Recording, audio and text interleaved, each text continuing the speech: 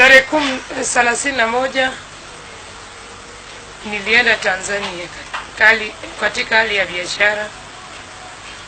Nilipofika boda, yule promoter alikuja kutuchukua. Kwanza Mwanza, alikuja Kenya, akanitafuta Nairobi, akanikosa, nilikuwa na show Mombasa.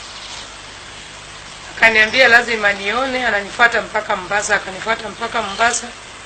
Tukakaa chini tuka-agree mimi na managers wangu, tukakaa chini tukaandika agreement. Kwa wako na show on 31st na 1st. Tukaelewana pesa ya Kenya 400,000. Ilikuja na pesa ya Tanzania. Pesa ya Tanzania wakaenda kuchange kwenye bureau, ile pesa ilibeba ikatoka kama 80,000 Kenya shilling. Akaniambia juu tulielewana wanipatie 200,000 ibaki 200,000. Kufika huko akaniambia hii pesa haijatosha, imetoka kama change ya 80,000 Kenya shilling, chukua tu hii, mimi nikimbie nirudi Mwanza, alafu nitakuwekea pesa kwenye account yako, niende nifanye change nikuwekee kwenye account yako mkuje. Nikamwamini sababu hatujawahi fanya na yeye biashara yote.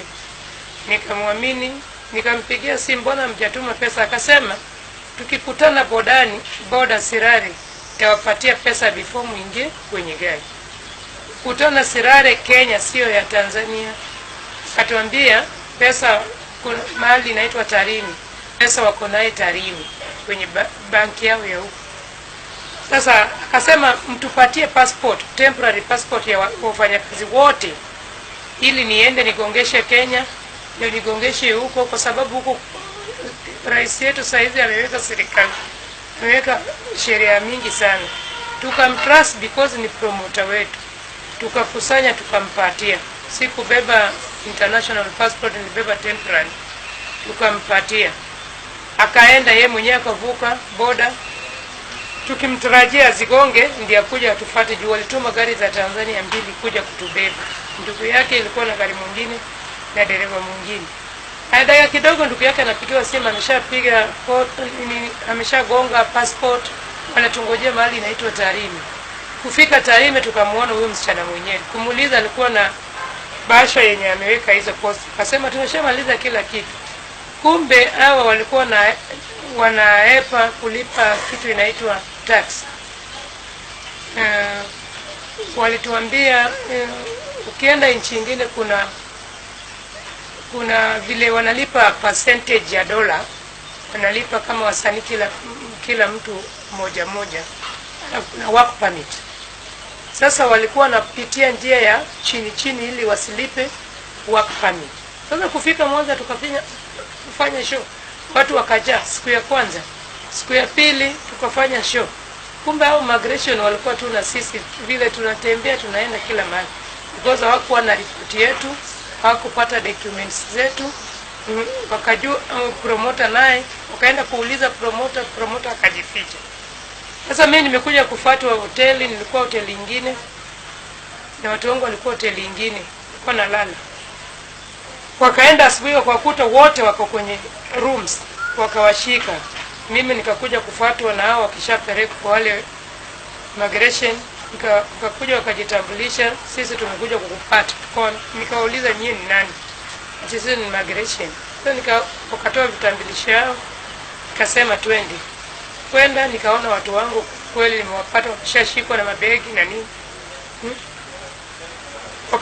Wakatuuliza passport, tukasema tulikabidhi huyu promoter. Wakasema huyu promoter ni nani? Tukapeana namba. Anapigiwa simu hapokei, anapigiwa simu hapokei. Shindwa ni nini? Nikasema huyu mama ni kama ameturusha. Haya ya mwisho akishika simu aliniambia, Maureen, biashara niliyokuwa nikifanya na yeye ilisha. Mimi siwezi kuja migration kufanya nini? Mimi yani sasa haya mambo msiniingize. Nikashangaa, Lisa unaweza nifanyia hivyo? Na wakati tulikuwa Kenya nilikuwa sikuwe na tatizo. Sasa Lisa alishikana na meneja mwingine wa kampuni wa Trust Condom ya huko. Huyo meneja tunasikia ni Mkenya, ni mjaluo mwenzangu. Nilimuona hata saizi wakiniitia yeye hapa. Siku ya show ndio nilimuona usiku, hatungeweza kukaa naye the next day, sikumuona the whole day, sikumuona hapo. Sasa anafanya kwa kampuni wa Trust Condom ya Mwanza, anaitwa John. Sasa yeye pia amepigiwa simu, amekataa kupokea, amepotea kabisa, mpaka tumepelekwa kotini. Sikuona Liz, sikuona John. Tukasomewa mashtaka, kubeba mkono kujitetea, tuseme maelezo, hatukupewa time. Hakimu aliandika akasema time imeisha na mmeshafungwa mwaka moja na faini ya 700,000.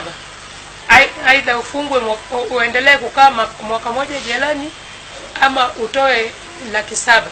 700,000 ukifanya change ya Kenya ni 35,000 per each. Hiyo kipindi sasa mimi sikubeba pesa yote juu nilijua pesa naenda kupewa according vile tulikuwa tunaongea nao. Sasa nikashindwa ni nani hapa Tanzania nitamuomba, namba zenyewe sina.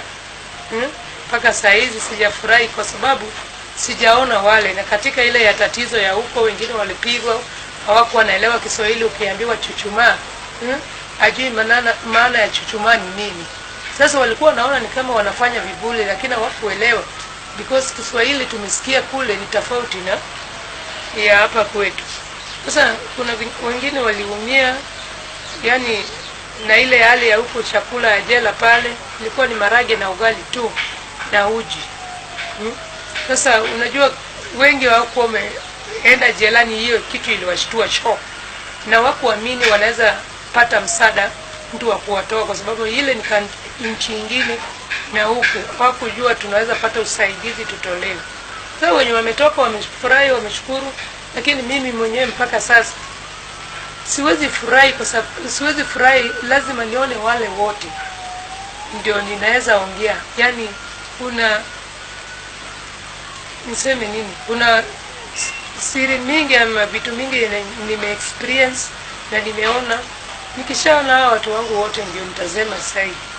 Na wasita na wasita, nimeshukuru sana kwa Dr. Macharia wa Radio Ramogi. Jana nimeambiwa na wasanii waliotupata ametoa pesa ya hao watu 6.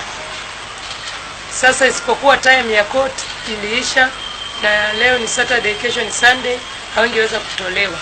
Wanashughulikiwa on Monday watoke wote.